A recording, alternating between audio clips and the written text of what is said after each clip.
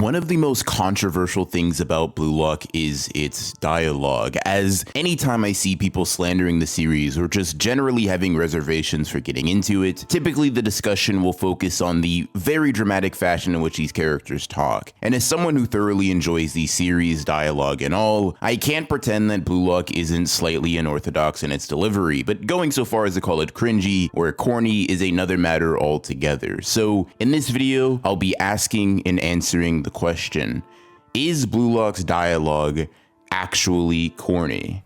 If it isn't, why do so many people have that impression about the series? And if it is, why do I, along with millions of other people, still enjoy this manga so much? Answering all of these questions requires me to step out of my own perspective for a bit and consider the way that many people online are interacting with the series. Whereas fans of Blue Lock are only seeing the dialogue and interesting situations through the contextual lens of the entire manga, many people are getting bits and pieces of this series' style through moments entirely devoid of proper context. A moment within the story will be cropped out to highlight an extremely weird aspect of it, and when these jokes spread like wildfire, that sort of just becomes what the series is for a lot of people. This isn't just specific to Blue Lock either, as you can look at anime and manga from any genre or any demographic, and you'd see these misconceptions and preconceived notions driving a lot of the discussion surrounding them. I mean, even people's perceptions on what makes a shonen, a seinen, a josei, and a shoujo are all crafted and built by other people's opinions and the discourse surrounding it. To some extent, every series falls victim to this occurrence, but the more popular the specific anime or manga is,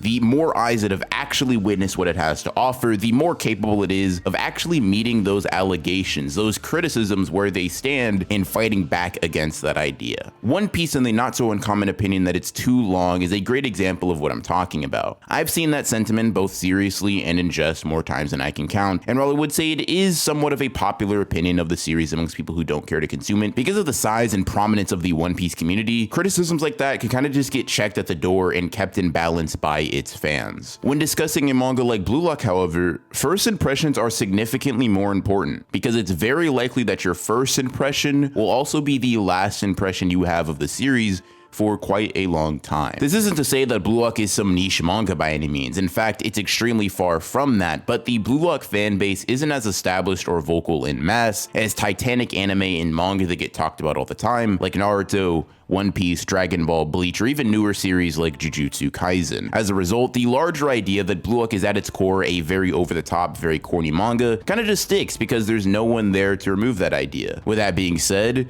does it make sense for people to call it cringy even when taking Blue Lock out of context? To that question, I'd say yes, but only in the same way that anime and manga generally can be called cringy or corny without knowing about the established tone and style that it's going for. Spoiler alert, but art in general is very easy to misconstrue as something entirely different when you don't have the necessary information to make a judgment call, and anime specifically can and is extremely prone to be embarrassing or straight up unwatchable to people new to the medium due to a lack of preparation for its context, internal jokes, etc, etc, etc. Some series even step beyond that boundary and become straight up weird or gross when seeing scenes strictly in isolation. Now, I'm not going to sit here and pretend that characters saying they're going to devour each other is just some normal way of talking, but once again, it's just something that requires the mental conditions that Blue Lock sets you up for you to truly appreciate. I'll also address the symbolic nature of Blue Lock characters and the way they speak in a little bit, but even without addressing the actual quality of writing within the story, I think my point still stands. If you don't believe me or think I'm just caping for a series that I happen to like, let's run a little thought experiment. Chances are, if you're watching this video, you probably like a manga like Dragon Ball, One Piece, Naruto, Bleach, My Hero, Black Clover, Jujutsu Kaisen, or some other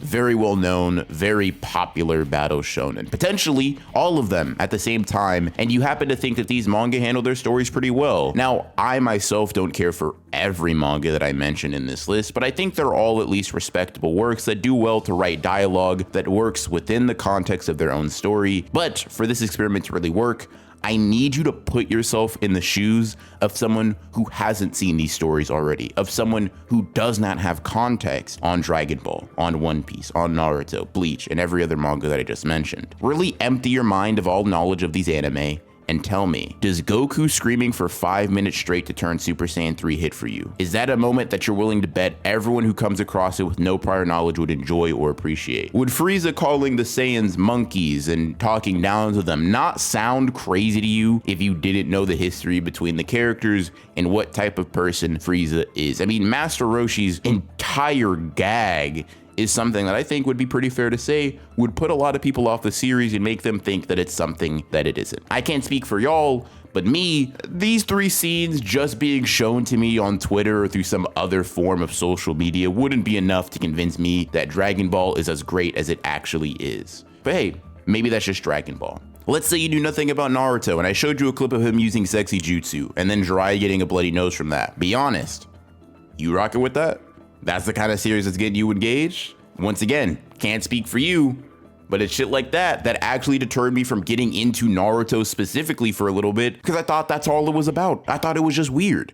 You can make the same point with One Piece and Sanji's antics. Maybe you think it's funny or somehow even endearing as a fan of the story, in which case, I'm throwing you under the jail personally. But if you're gonna sit here and tell me that you could see Sanji talking about his dream of being invisible to peep on women and genuinely think that's cool with no context, you're either a criminal or a liar.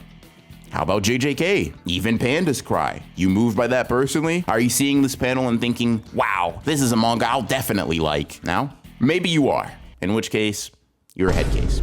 We gonna get you them grippy socks soon. But here's the thing, I like most of the stories that I mentioned. I think that they all have at least competent dialogue, and even I know how easy it would be to give someone the wrong impression if they knew nothing about what they were getting into. What I'm trying to do in this instance is make it clear just how easy it is to show off the worst aspects of the story and pass it off as the whole package, or even just take aspects that are cool within context and remove the parts, remove the necessary information that you need to actually understand it as a pretty cool, pretty badass, or at least well-written scene. So yeah, Blue Lock is corny without context. It is hilarious or downright absurd at times, even when knowing what the series is trying to do.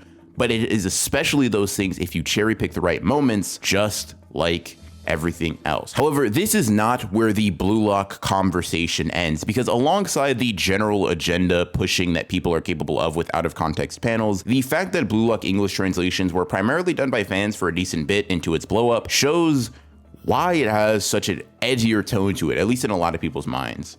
Compare these 2 pages here. On the right, I have the proper and official translation, where Isagi calls Baro a loser, calling back to all of the times that Baro had done the same thing to Isagi. On the left, we have a very, very popular unofficial translation where Isagi calls Baro the R word here. And this is also a callback to the many, many times Baro had called Isagi the same thing. So with just one side-by-side comparison, we're able to see a pretty stark difference in tone and edge. I've called people losers when I'm botting them in a sport or a video game, but I don't call people that other word in any context at all. So for me, at least, it pretty drastically changes what vibe these characters are exuding, and if you were anything like me, it probably does the same for you. Now, there are many examples of this that crop up in the series, and if you're someone like me who's read both the official and fan translated versions of the series, while some fan interpretations have become almost nostalgic due to their age, by and large, the official translation of Blue Lock dialogue is much more palatable, much more concise, and less needlessly edgy. Don't get it twisted. It's still Blue Lock dialogue. They still talk about devouring each other and being egoists and beating each other at every possible turn, but they're being a little bit more poetic in their language there, and the author clearly isn't trying as hard as to sound like a 13-year-old Redditor. That being said, there are still going to be moments where you either just like the dialogue and think it makes sense for the characters, or you don't.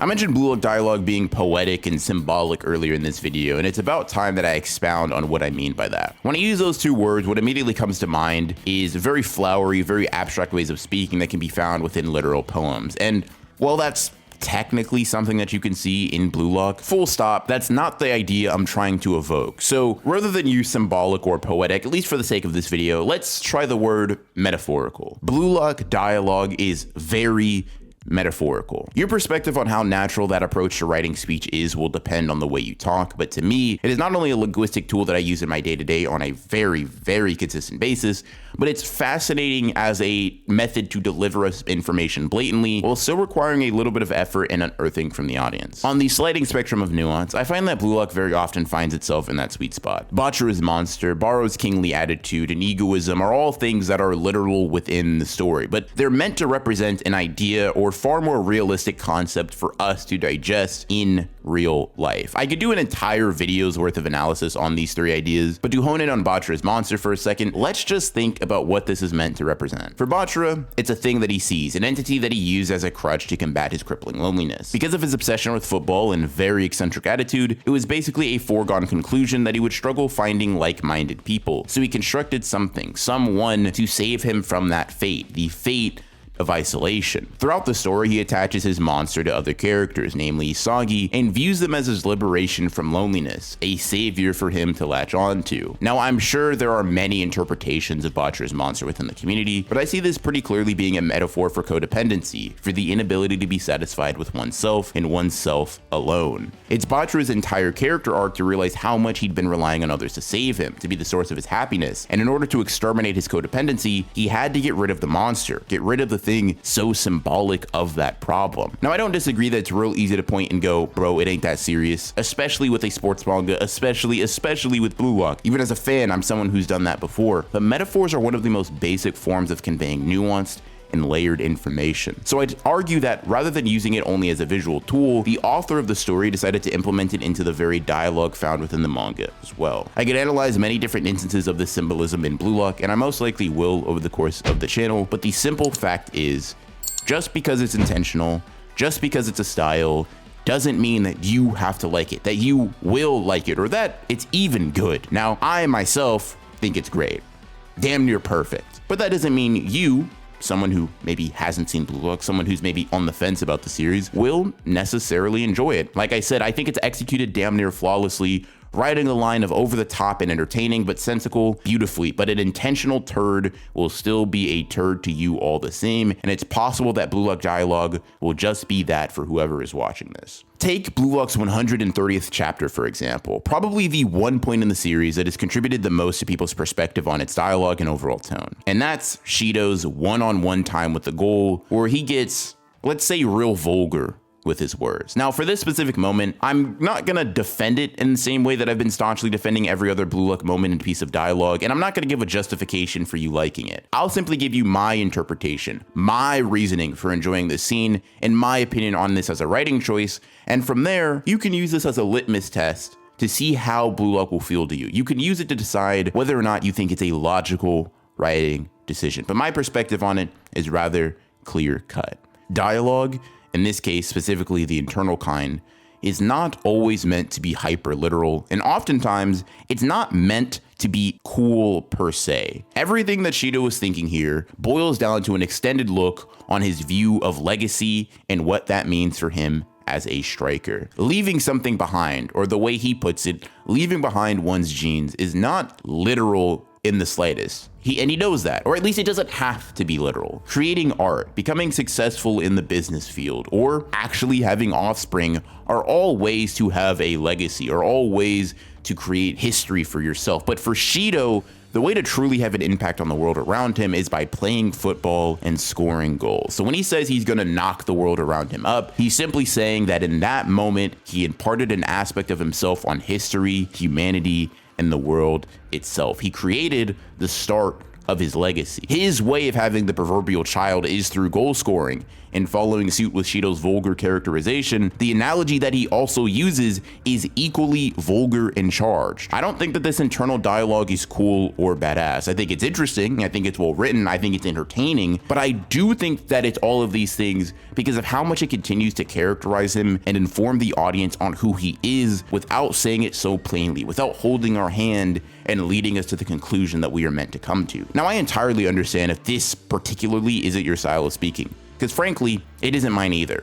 But as far as I'm concerned, that's the point. Dialogue that can be said by anyone is dialogue that should be said by no one. So for Shido to have this entire chapter to convey his unique thoughts and feelings regarding the sport, all while doing it in a way true to his core, is fascinating. And as far as I'm concerned, it's a excellent writing choice. It is symbolic, it is poetic, it is non-literal in the way that it is conveyed, and because of this, the way in which a character expresses themselves is inherently indicative of something fundamental to their personality. Shido is a very flamboyant, crass, and gaudy guy, so it makes sense that he has thoughts that fit his personality. The same thing goes for the concepts of devouring Bachiru's monster or Isagi's puzzle pieces mid-game. They are representative of more concrete concepts that are then hyperbolized and demonstrated in a way more suitable for high-octane matches in fiction. If you think the mangaka fails at doing this competently more often than not, then I'm sure you'll look at Blue Lock as this corny series that takes itself too seriously or thinks that it's cooler than it actually is. But personally, I'm a huge fan of the manga, and a large contributor to that is its dialogue. It adds flavor, it adds a unique flair.